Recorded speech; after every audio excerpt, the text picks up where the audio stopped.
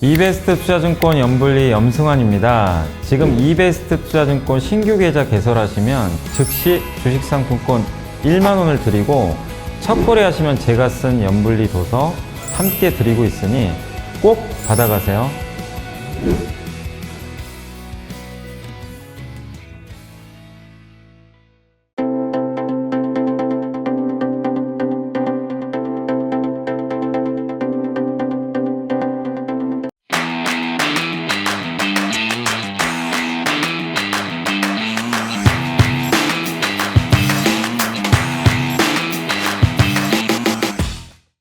이번 주도 마찬가지로 해외 주식에서 있었던 일들과 이야기들, 그다음에 또 특징적인 기업들, 그리고 한 가지 준비해온 테마 ETF까지 해가지고 좀 말씀을 드리려고 하는데요. 지금 오늘 스튜디오에 보시게 되면 약간 크리스마스 분위기 나게 약간 연말 분위기도 나고 그렇게 되어 있는데, 이게 미국 증시도 보면 우리 매년 이제 아마 뉴스에서 많이 보셨을 거예요. 보게 되면 막 산타 랠리다 해가지고 이제 크리스마스 전후로 해서 증시 분위기가 나쁘지 않고 사실 그랬었는데, 올해는 그런 분위기가 쉽지 않을 것 같긴 해요. 지금까지 보면 너무 힘들죠. 사실 변동성도 굉장히 크고, 물론 그럼에도 이제 아직 좀 시간 남아 있다 보니까 올해도 역시나 이때쯤 해서 또 산타 랠리에 대한 기대감을 또 안고 투자를 하실 것 같은데, 그러면 이번 주에 또 해외 증시에서 있었던 이야기들 시황부터 먼저 좀 말씀을 드리도록 하겠습니다.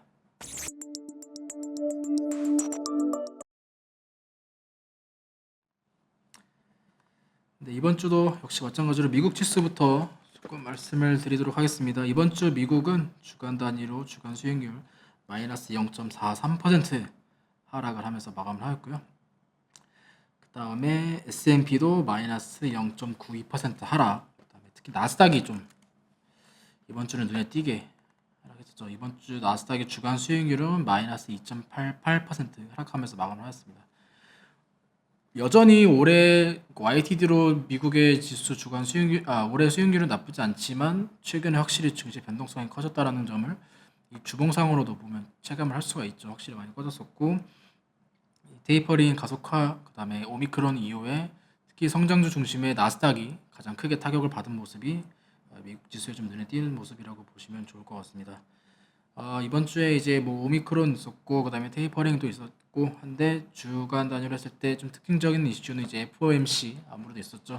이 FOMC 회의에서 향후에 이제 경제 정책, 통화 정책에 관련해서 어떤 내용들이 나왔냐에 따라서 이제 시장에 많은 관심을 갖고 있는 주요 이벤트라고 할 수 있는데, 이 전으로 해가지고 FOMC 전에는 사실 이제 이 테이퍼링 가속화에 대한 우려감 때문에 증시가 조금 선반영되면서 많이 좀 차익 요구가 나왔었고, 그러다 보니까 지수가 좀 빠진 모습, 거기에 이제 오미크론까지 겹치면서 지수가 좀 빠르게 안 좋아졌었고, 막상 FOMC 당일날 같은 경우에는 기존에 이제 미리 좀 선반영된 부분들, 그거에 따른 이제 저가 매수세의 계속적 반등이랑, 그 다음에 나온 내용이 내년에 이제 뭐 테이퍼링 속도가 150, 월 기준으로 했을 때 채권 매입 150달러에서 300달러 두 배 늘리는 부분이랑, 그 다음에 내년에 금리 인상 3회 전망 정도였는데, 이 부분은 사실 이제 기존의 시장 예상치와 크게 벗어나지 않았다라는 평가에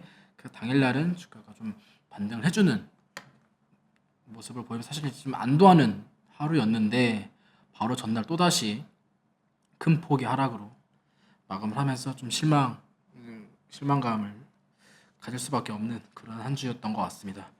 물론 이제 어제 같은 경우에는 뭐 특징적인 특별한 이슈, 모멘텀이라고 보기는 조금 어려운 것 같고, 일단 영국에서 기준금리 인상 소식이 있었죠. 주요국 중에 기준금리 인상 소식이 있었고, 그 다음에 그 소프트웨어인 어도비, 우리가 쓰고 있는 어도비 프로그램이 운영하고 있는 어도비 같은 경우에는 어제 실적 발표 있었는데 굉장히 부진한 실적, 그 다음에 가이던스도 역시 마찬가지로 부진하게 발표를 하면서 어제 마이너스 10% 이상 하락하면서 좀 관련된 소프트웨어 기업들, 그 다음에 그 높은 밸류에이션으로 거래되고 있었던 성장주 기업들도 역시 좀 마찬가지로 영향을 받으면서 나스닥에 특히 하락에 주도를 했다라고 보시면 또 좋을 것 같습니다. 물론 이제 금요일 날, 내일이죠. 바로 오늘 밤에 이제 또 선물 옵션 만기에 따른 이제 변동성에 대한 우려도 있지만, 주요 요인은 주요국의 긴축, 그 다음에 나스닥 성장주의 하락 정도가 어제 주요 모멘텀이었던 것 같습니다.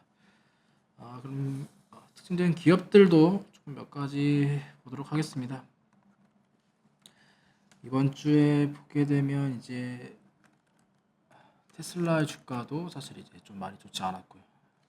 어제도 5% 이상 하락했었고 주간 단위로도 마이너스 8.8%. 물론 여전히 굉장히 높은 수준에서 거래되고 있지만 지금 확실히 테슬라도 고점에서 많이 빠졌다라는 점. 비트코인 빠진 부분이랑 그 다음에 일론 머스크가 지금 세금 문제 때문에 지속적으로 지금 본인이 보유하고 있는 주식을 매도를 하고 있는 그 영향도 있다 보니까 테슬라가 조금 많이 빠지는 모습들이 있었고 그리고 이제 어제 같은 경우에는 이제 그 전기차 업체 아마존에 투자하면서 주목을 받은 전기차 업체인 리비안 상장하면서 굉장히 뜨겁게 주목받았었는데 어제도 그랬고 이번 주 주간 수익률 마이너스 한 5% 정도 하락하면서 마감을 했습니다. 어제 이제 실적 발표 있었고요. 리비안 같은 경우도 좀 예상치보다는 하회하는 그런 실적 발표를 하면서 어제 5% 하락, 그 다음에 시간외에서도 좀 하락하면서 아마 이따 밤에도 좀 하락하면서 출발할 것 같긴 한데 그런 부분들도 역시 관련된 전기차 업체에 좀 수익률에 좀 부정적인 영향을 주었다라고 보시면 좋을 것 같습니다. 그 다음에 아무래도 오미크론 여파에 따라서 백신 관련된 기업들은 상대적으로 지수 대비 아웃퍼폼하면서 마감했던 것 같습니다. 화이자의 주가가 굉장히 날아가고 있죠. 아무래도 오미크론 여파에 따라서 이 백신 특히 내년도 백신 관련된 매출에 대한 기대감도 있다 보니까 화이자의 주가가 확실히 신고가를 뚫어주면서 굉장히 강한 모습.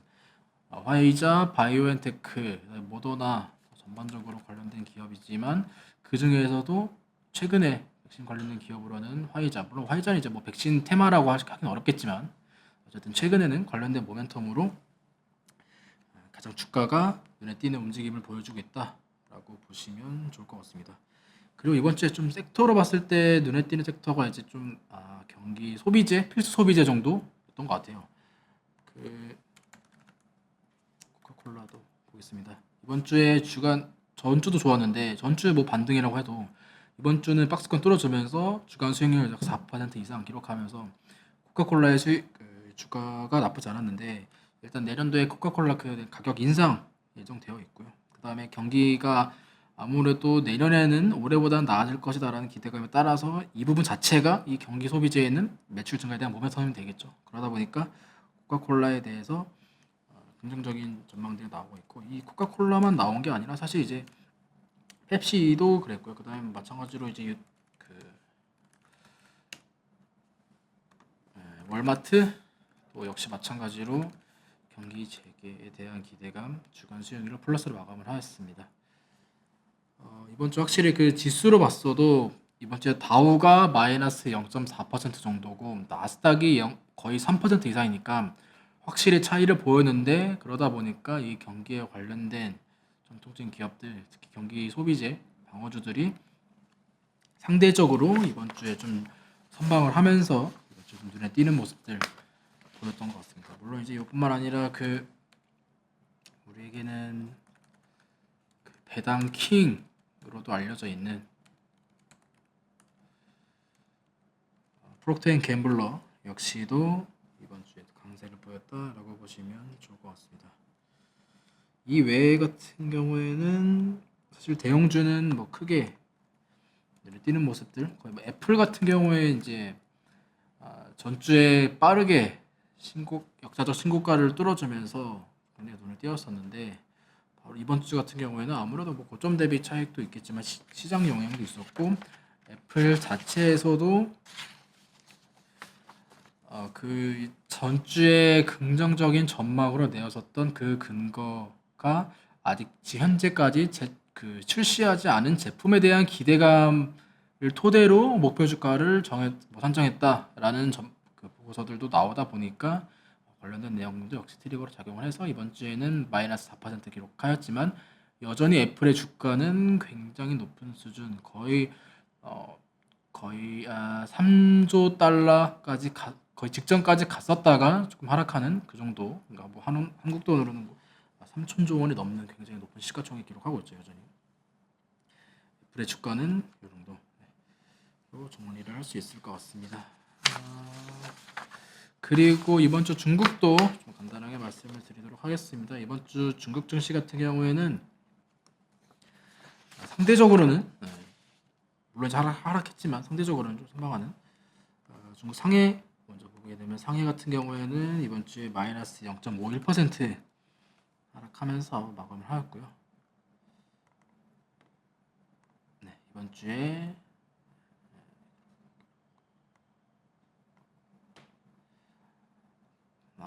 물론 여기는 이제 지금 차트는 이제 그 전주 금요일까지 반영이 되다 보니까 지금 플러스로 나오는 부분들 있고요. 그다음에 심천 마이너스 0.12%, 그다음에 홍콩 황생이 사실 이제 계속적으로 어렵다라고 말씀드렸는데 이번 주도 역시나 마이너스 가장 큰 폭으로 하락을 하면서 이번 주 마이너스 2% 이상 하락하는 모습으로 마감을 하였습니다. 이 규제 우려감, 이 홍콩 증시 하락의 주된 요인이라고 보시면 될 것 같고요. 이 홍콩에 상장되어 있는 뭐 샤오미부터 해가지고 대형 그 IT 기업들에 대한 규제가 이어지고 있다 보니까 이 그 빅테크 기업들의 차지하는 비중이 높은 홍콩 항생의 지수가 올해 계속적으로 안 좋은 모습들이 지금 이어지고 있는 것 같습니다. 바로 전일 같은 경우에도 뭐 관련된 또 규제 우려감들 계속적으로 나오고 있고 전주 이번 주에도 이제 그 웨이보 우리나라에서는 안 쓰고 중국의 이제 주 SNS만 연예인들이 쓰고 우리나라에서도 이제 그 중국에 진출한 연예인들이 쓰는 SNS로 유명한데 이 웨이보에서 이 웨이보 자체 서비스에서 지금 악성 광고물 그러니까 그런 광고물에 대해서 당국에서 제대로 된 단속이 이루어지지 않았다라는 이유로 이 300만 위안 정도의 벌금을 부과했다라는 소식이 이번 주에 있었거든요. 그러다 보니까 역시 마찬가지로 또다시 이 여파로 관련된 그 빅테크 규제에 대한 우려가 확산이 되었고 그러다 보니까 뭐 샤오미부터 해가지고 뭐 알리바바, 핀도도 해서 전반적으로 좀 안 좋은 모습들이 좀 이어지고 있다라고 보시면 좋을 것 같습니다. 물론 중국 증시 이제 그 부양책에 대한 기대감은 여전히 좀 중국 증시는 이어지고 있지만 그럼에도 불구하고 이런 규제 우려, 그 다음에 그 헝다발 우려 여전히 좀 이어지고 있고요. 그 다음에 중국에서도 그 오미크론 발생자가 나오다 보니까 오미크론 감염자가 나오다 보니까 관련된 이슈도 좀 중국 증시에 영향을 미치는 모습 그 정도로 정리를 할 수 있을 것 같습니다. 그냥 이번 주 시황은 이 정도로 정리를 해서 말씀을 드리겠고요. 아무래도 이런 분위기 지금 유동성과 관련된 우려, 그다음에 코로나 테마, 특히 오미크론에 관련된 우려, 이런 우려가 사실 다음 주에도 좀 이어질 거다라고 보고 이어질 가능성이 높겠죠. 아무래도 그다음에 그러다 보니까 아까도 말씀드렸다시피 뭐 산타 랠리 이런 거에 대한 기대감을 올해는 조금 기대하기 어렵지 않나라고 보지만 다음 주에 나오는 내용도 봐야지 트래킹 해야지도 알 수 있는 거니까 다음 주에 또 정리해서 말씀을 드리겠고요. 그럼 이번 주 시황은 이 정도로 말씀을 드리고 또 제가 한 가지 준비해온 테마 트렌드 ETF 또 소개하는 시간을 갖도록 하겠습니다.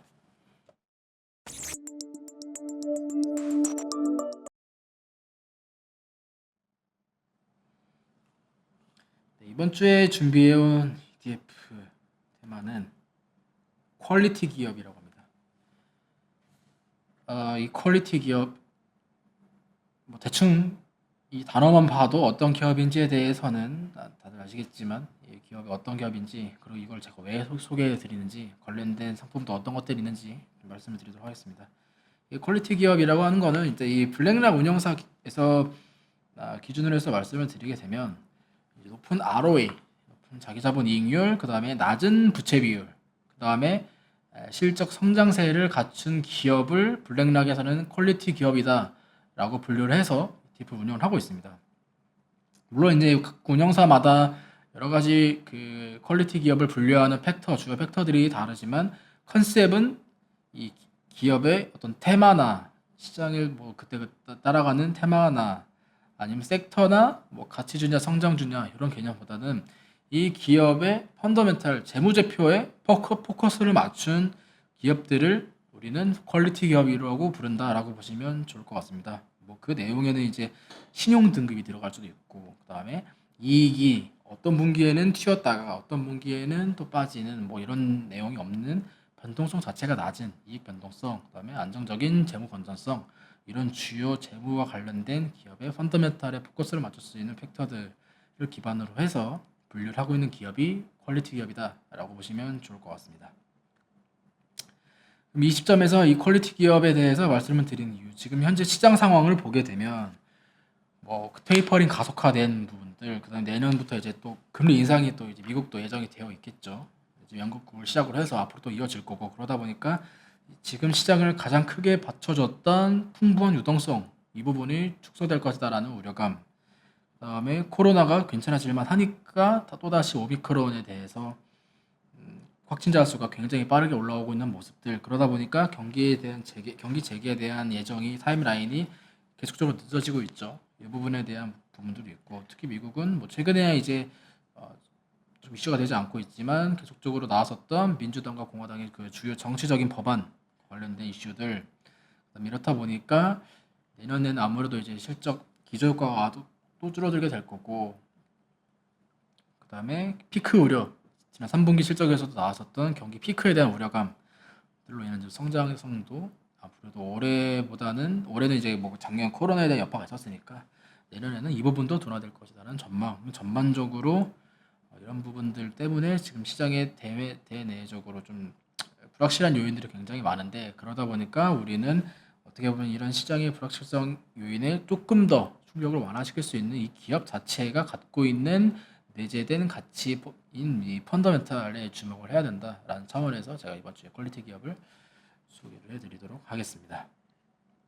아무래도 이런 시장 이슈들에 따라서 안정적으로 뭐 재무제표에 이상이 없고 실적이 경기에 민감하지 않고 꾸준히 나와주고 있는 그런 기업이다라고 했을 때는, 물론 시장이 빠지는데 이 기업이 계속적으로 버틸 수는 없겠지만 확실히 그 성장주나 현재 돈을 못 벌고 있는 재무제표 문제가 있는 그런 기업들보다는 확실히 좀 충격이 덜할 수 있다라는 차원에서 생각을 해주시면 좋을 것 같습니다.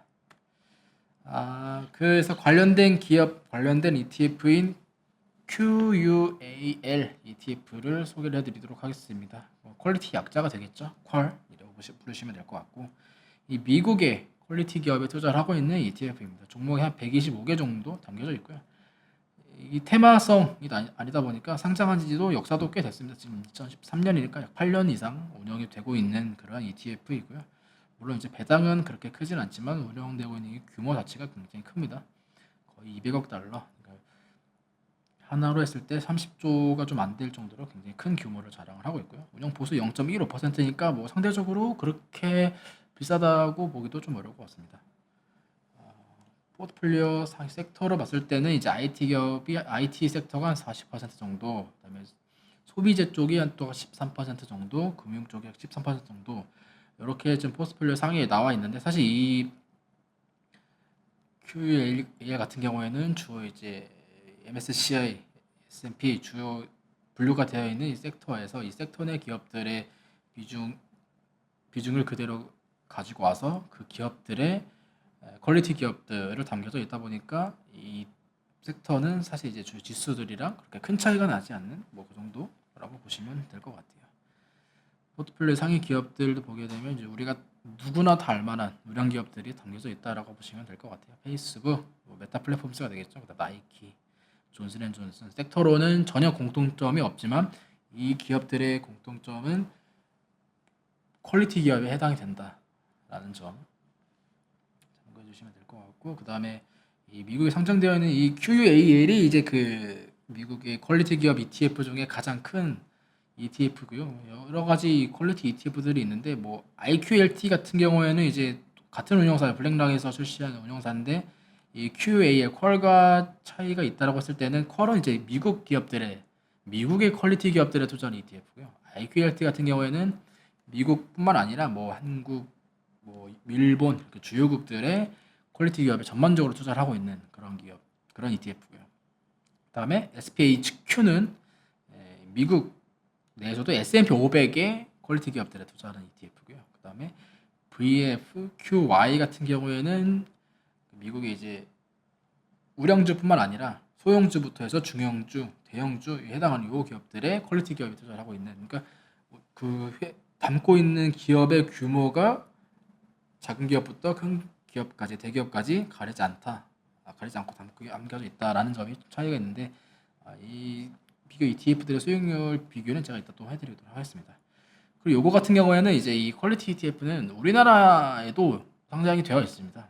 물론 당연히 다르겠죠. 이 ETF들은 이제 국내 퀄리티 ETF들은 국내에 있는 퀄리티 기업들을 담겨져 있는 아마 뭐 보게 되면 삼성전자 뭐 이런 기업들도 있겠지만 주요 또 다른 분들 많은 분들이 좀 관심은 조금 떨어지는 뭐 예를 들면 대상 뭐 이런 소비재 관련된 기업들도 담겨져 있는 확실히 국내에 상장되어 있는 퀄리티 기업들에 담겨져 있는 ETF다라고 보시면 될 것 같습니다. 뭐 코덱스 퀄리티 플러스나 뭐 코덱스 MSCI 퀄리티, 말이랑 KS 퀄리티 가중 TR, 그다음에 킨덱스 스마트 퀄리티.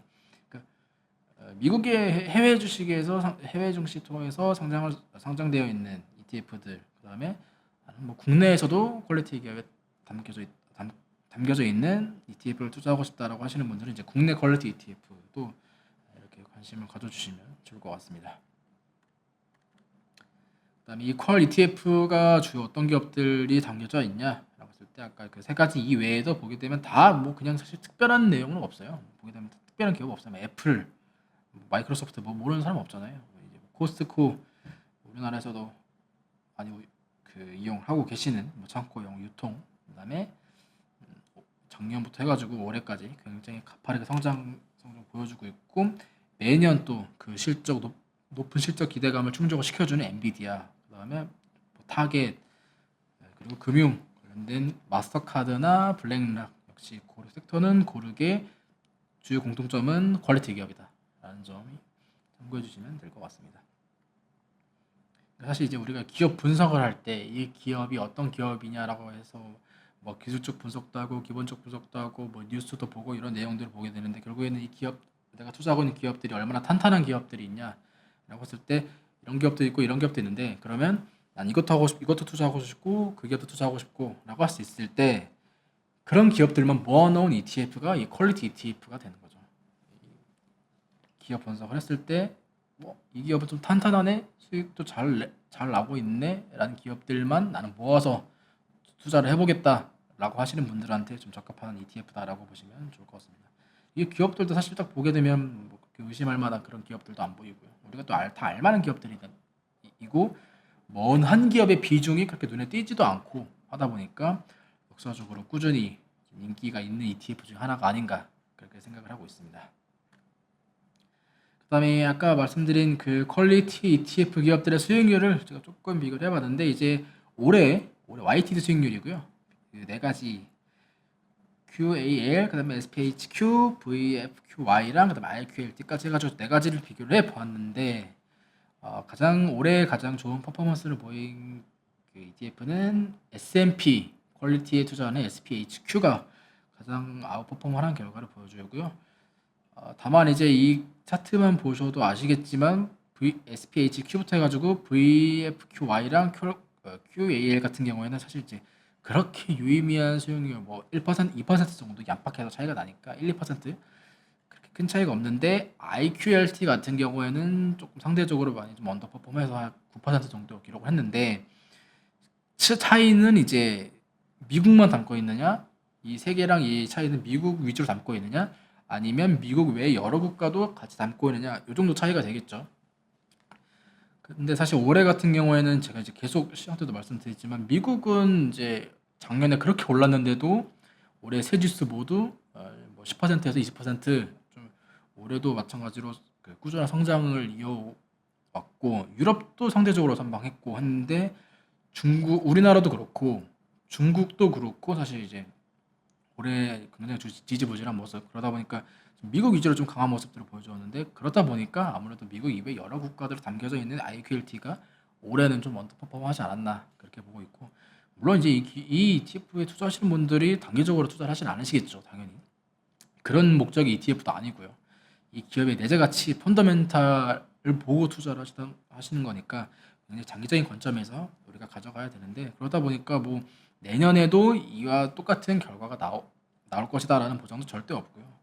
뭐 올해 IQLT가 안 좋아서 내년에도 계속 안 좋을 거다라는 보장도 없기 때문에 이거는 과거의 수익률이다라는 점. 하지만 어떤 그 기준에 따라서 차이가 이렇게 나왔다라는 점을 조금 소개를 드렸습니다. 이렇게 해가지고 이번 주에도 이제 그 해외 주식 중에 그 퀄리티와 관련된 기업들 ETF, 그다음에 왜 우리가 퀄리티 이 기업들에 주목을 해봐야 되냐라는 점까지 해서 정리를 해서 말씀드렸습니다.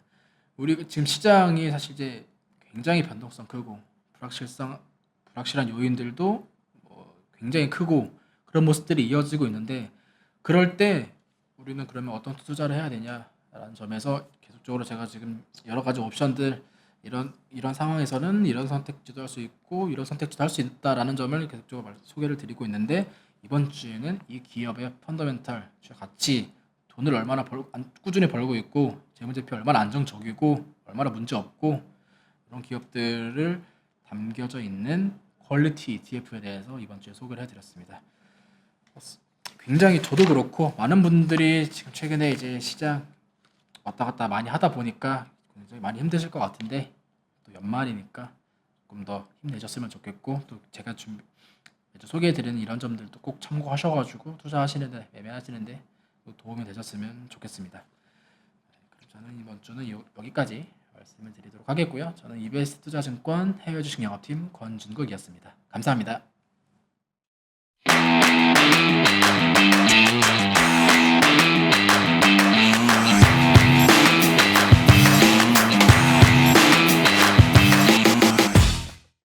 이베스트 투자증권 연불리 염승환입니다. 지금 이베스트 투자증권 신규 계좌 개설하시면 현금처럼 쓸 수 있는 주식상품권 1만 원을 드립니다. 또한 첫 거래하시면 제가 쓴 주린이가 가장 알고 싶은 최다 질문 탑 77을 추가로 드립니다. 자세한 사항은 아래 내용을 참고해 주세요.